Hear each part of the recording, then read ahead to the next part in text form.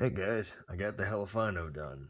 And honestly, this was probably one of the easier paints to do, which you're probably thinking, Chance, well, it looks a little sloppy.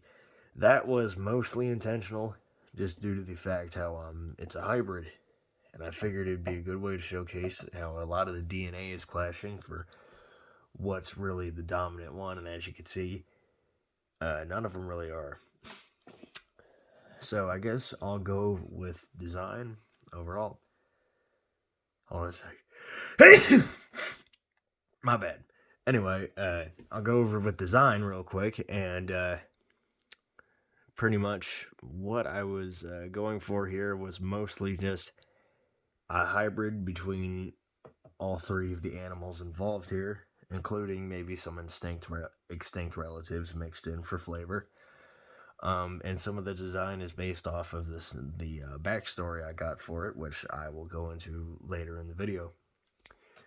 So, the paint scheme is pretty much just based off of a baby Asian elephant with some grays and other colors splotched in there to kind of help give the idea that this animal is a hybrid.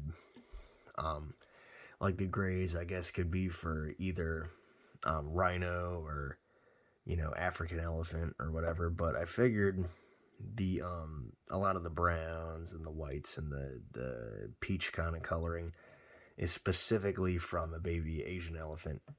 I got that idea mostly from the backstory, and I thought it looks nice. Actually, I worked the backstory around to work with the colors. That and the sculpting also ironically helped it. In fact, most of the sculpting here was done to help fit in with the story that I got for it. This beast does take place in the Jurassic Park universe that I've been making up as I've been going along, starting with the Gila Rex and then with the Dimetrodon, the Alpha Dimetrodon, the ancient Alpha Dimetrodon, continuing on with this guy, although this guy's a little bit in the future. But like I said, I'll go on to that in a minute. So, to give you guys a close-up look, here's the side of his head. Got the eyeball there. With some specks around the eye, and then you got the middle of the eye. Now, you guys probably saw a unfinished version of this with the jab on Collecta, and honestly, I actually don't mind Collecta. I like I like a lot of the creatures they make. I mostly like that they try to go for some obscure creatures, but man, I mean, I would really like it if Actually, I'm going to stop myself there because honestly, I'm kind of glad that they don't paint the eyes, because then I'm able to do it like how I showed you guys earlier with the Androsarchus. Yep, I can make the eyes look any way I want. So there's the one eye, nice and crisp. Oh, hold on. And of course, there we go. If the motherfucking camera, you better focus. There we go. Yeah, I did it just in a general kind of blackish, with I think kind of a golden brown, a little bit of a mixture of gold and some brownish color. And then of course with a black pupil, and then I glossed it over again. And then going on the other side, the eye is a little different. Pupil's a little smaller. Some inherent sloppiness, but I think it got close enough to where the average Joe wouldn't notice the difference. Yes. And then for the ears were from the hippo. Like I said, ironically, when I'm making hybrids, I use parts from all different sorts of shit in order to make creatures, and I don't include a lot of them other things. But no, the hybrid of what this guy is there's pretty much everything's in there. It's an elephant, hippo, and a rhino. You know what I'm saying? So it's yeah, everything's included. I think the tail was from the rhino. Cut that off, stuck it on there. And then the what was it? The top half. I cut the top half of the rhino off and glued it to the top half of the elephant. And then, as you guys remember, the very first show where I was like, oh yes, the Hellifino, that one. pretty much what I did was I glued the top of the rhino's head to the hippo, and then I built all of this elephant stuff except for the tusks around his head. Like I did the enlarged forehead, and I did the entire trunk, um, you know, which doesn't look too bad, I'd say. Not the best trunk in existence, like I said, a little sloppy, but I think the colors fit in nicely. Like I said, most of the inspiration here was from baby elephants, with some wrinkled texture and skin, and then you got the tusks here with some nice little splotches on it to kind of give it that dirty, realistic look with a lighter ring around it. And then here you got these jacked up ass tusks from the hippo side, which I remade because the original teeth from the original hippo it came from didn't look all that great.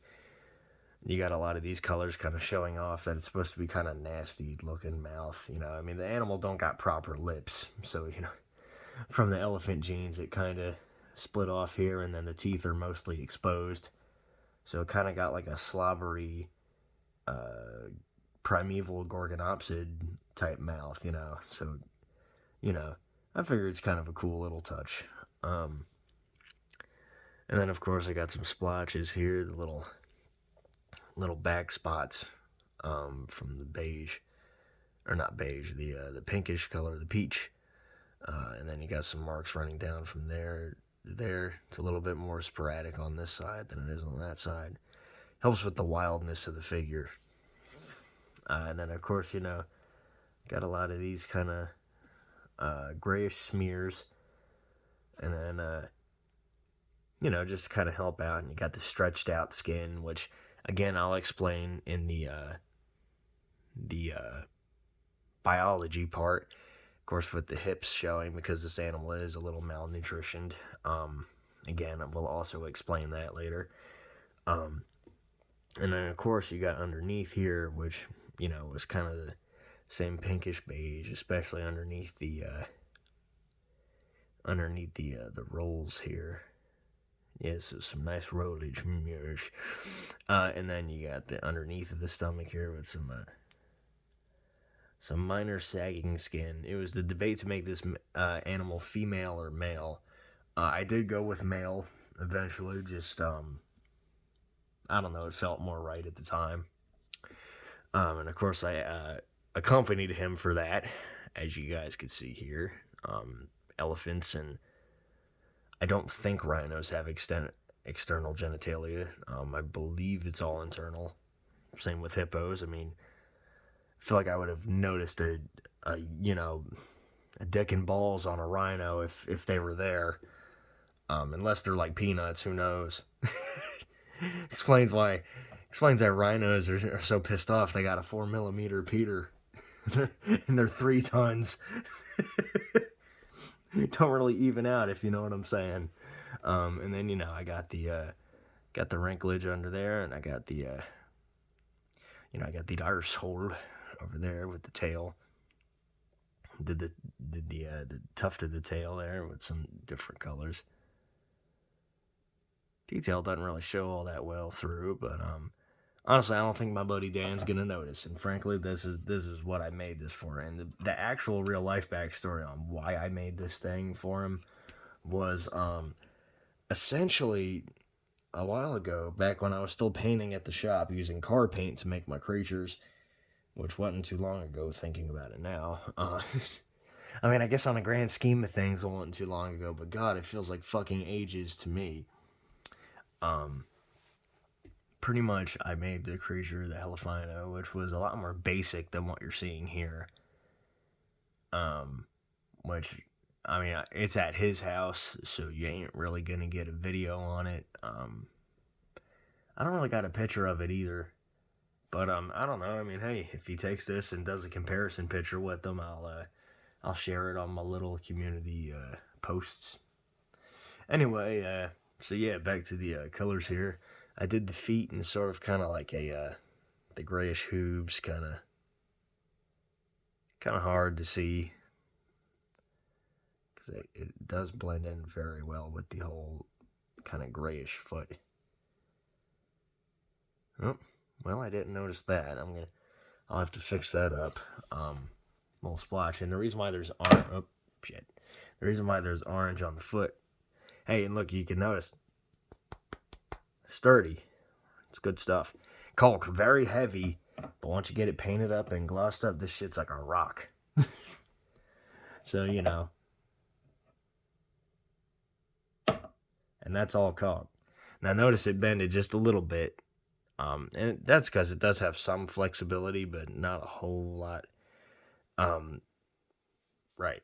And the horn, I did sort of kind of like a similar color to the skin, because rhino horns are like that. But then I, sort of kind of like a bleeding in, kind of dirtish look.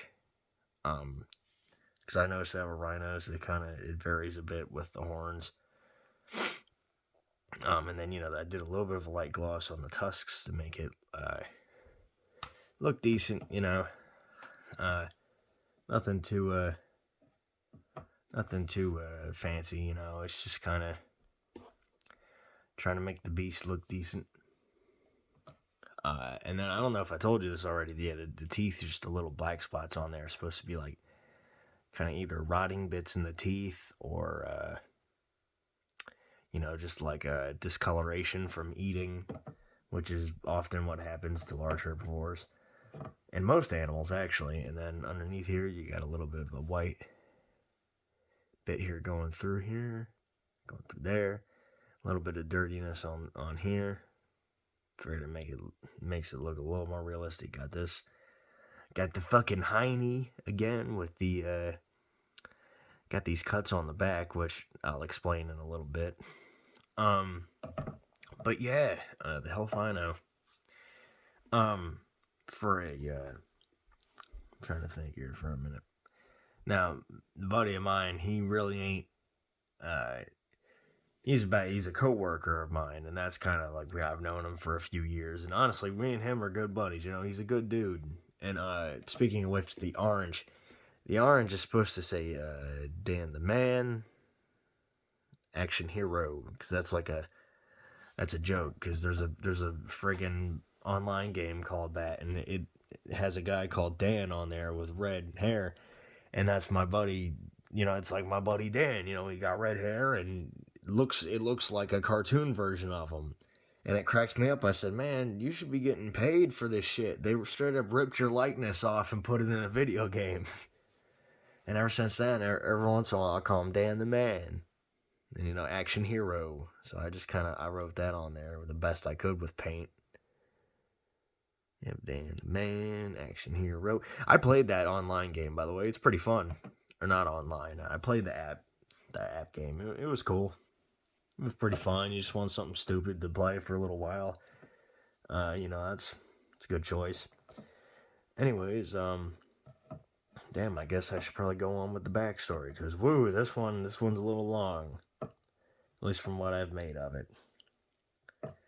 So, roughly around the Indominus incident, about 2 years after the Indominus incident, when the Indominus Rex was killed by the Gila Rex, and a few of the other stuff happened, Isla Nublar was listed as a contamination zone by the governments to avoid people going there, to avoid more lawsuits, and just generally considered by the Costa Rican government to be sort of a preserve. So, like, they were trying to, they were essentially just trying to keep the island hidden to avoid problems in the future. One scientist called Helena Krieger, she, very, very thin, kind of redheaded woman, smart as a whip, fucking quick with the math. She was had a very good degree in biology. Passed all of it, almost a genius in her work. She eventually grew bored with, the whole doing the regular stuff, that a biologist does, and she eventually moved on to something greater. You see, she had an almost obsessive passion with creatures from mythologies, from movies, sound a little familiar, huh? But, the idea was that she wanted to go to Isla Nublar. She's heard the rumors of the diseases there, and underneath some shady characters that she managed to buy off because she is a billionaire. She managed to get it half of the inheritance from her father, and who passed away, and she managed to make a lot of money on her own, developing new health cares and various other stuff from biological research. With all this behind her and billions of dollars at her disposal, she managed to go to Isla Nublar, finding out that the place does not have diseases and was simply covered up by the government. Under the cover of night, she managed to get a decent crew and pretty much set up shop there, if you wanted to say unscientifically. Started a research base, pretty much, with some armed guards to keep the natives and dinosaurs at bay, keeping them away from the facilities, while having two main staff workers, Dr. Melissa Hunt, which was a slightly larger woman, very cheerful, very happy, very caregiving to a lot of the creatures in the facility, and a Dr. Oliver, Dr. Oliver, I'm trying to remember the name here, hold on a second.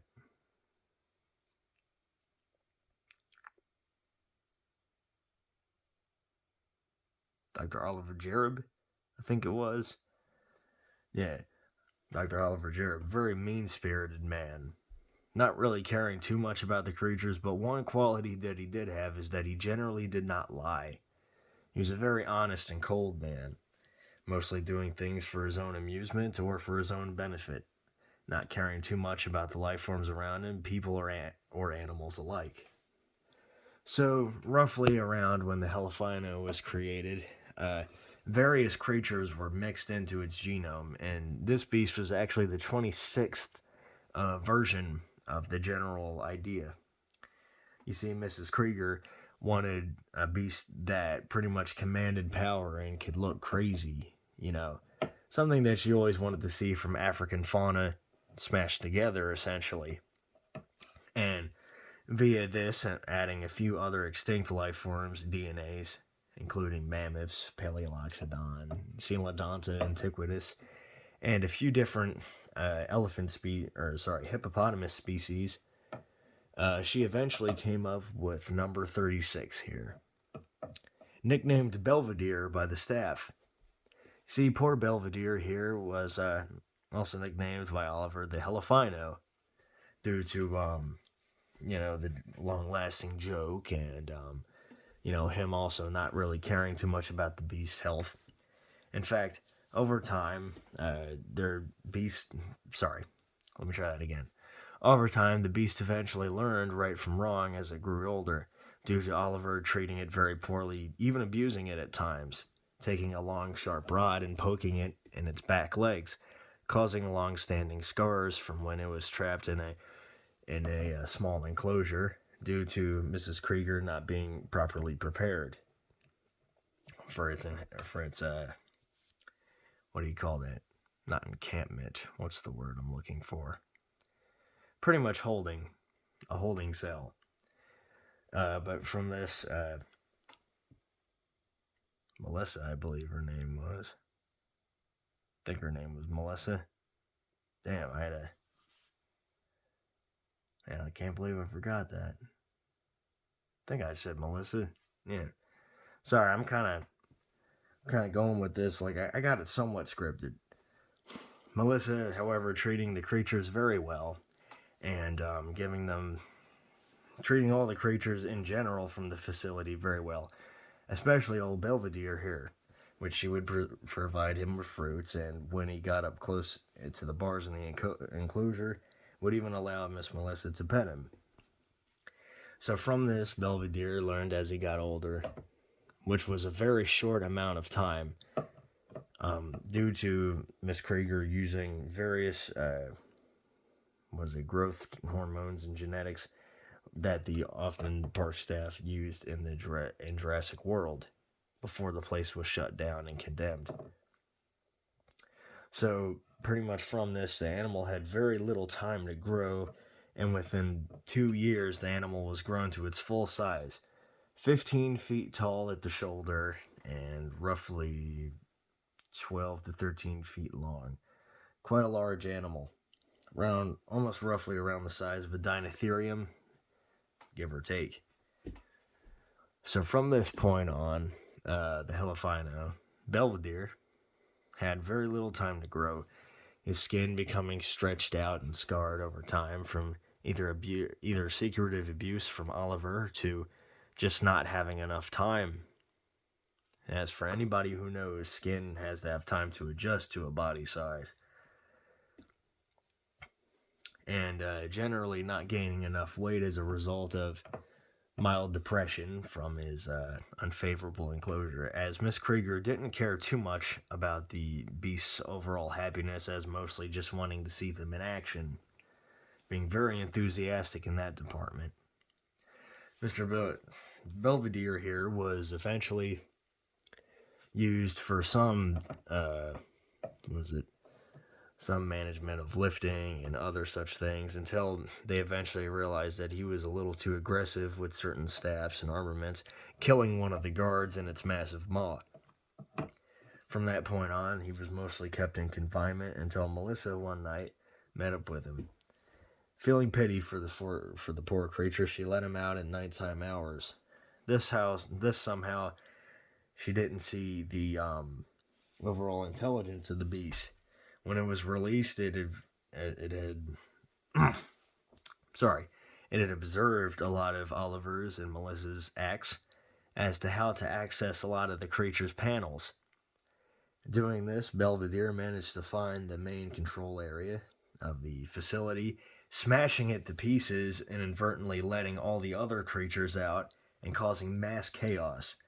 Everybody was running around being eaten by several of the residents of this facility, and on the way out, Oliver, running into the beast, managed to get trampled to death. Yeah, Belvedere definitely tore him up, that's for sure. It was blood and guts everywhere. Really, pretty much bit him in half and mauled him, which, due to the treatment of the beast, was, more than deserving, to say the least. Melissa, however, got the complete opposite treatment, with Belvedere actually protecting her from various of the other creatures that broke out of there, including a very peculiar hybrid of mammal and try that again. Mammal and theropod, which you guys might be seeing in the future. From this point on, her and Dr. Krieger managed to get off to a plane where Dr. Krieger pretty much shut down the project and wanted to start again at some point in the future. However, Melissa would know that the abuse and mistreatment that would come to these animals, so Melissa took power into her own hands, quickly killing off Dr. Krieger when they finally landed near an outpost, and quickly dispensing of the body with one of the little creatures that she brought with her, a very volatile, acidic parasite that could pretty much decay and decompose corpses quick. I know, rather convenient. Ironically, Dr. Krieger's downfall was not only due to the horrible monstrosities that she made and the treatment of them, but was also for the general mistreatment of, essentially playing God, if you would. Similar to John Hammond. She eventually got her due, at the hands of not one of the creatures she tortured, but one of the observers. And from that point on, Belvedere, not having really much of anything of his own kind, would eventually travel into the highlands of Isla Nublar, and would eventually run into a herd of Parasaurolophus, which would eventually befriend him after an incident with a group of Allosaurus hunting one of the young Parasaurolophuses, and Belvedere killing it by biting down on its neck and thrashing it about. From that point on, the Parasaurs would after a while, the Parasaurs would slowly start to gain the trust of... After a while, Belvedere would slowly gain the trust of the Parasaurs and would eventually integrate into their herd, becoming sort of a guardian figure. The natives on the island feared and revered this creature for almost sort of an island devil, not wanting to go near it due to its violent nature of attacking anything that it didn't see or that it saw as a threat, and generally being best to avoid it, especially considering one hunting party eventually ran into it along with their Dimetrodon pack and were quick. Let me try that again.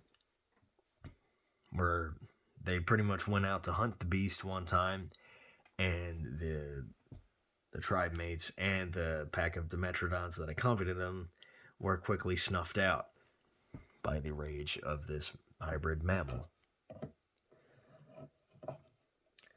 Yes, Belvedere lived a long life, around 150 years, due to the serum that most of the Jurassic Park dinosaurs were given at a young age to help them age faster at a point, and then slowly go down the aging process, allowing them to live in a long adult life. Used originally for the longevity of a lot of the Jurassic Park creatures, mostly to help reduce mortality and, in certain cases, kind of giving them pretty much a growth boost, considering some animals were meant to be park attractions and didn't have the time or funding to help raise them. So some animals were kept kind of at the regular growth stage where, a lot of them were meant for that petting zoo type thing that was going on, and then others were needed to grow fast. Belvedere was given this, and due to his generally long lifespan mixed with the several mammal species that he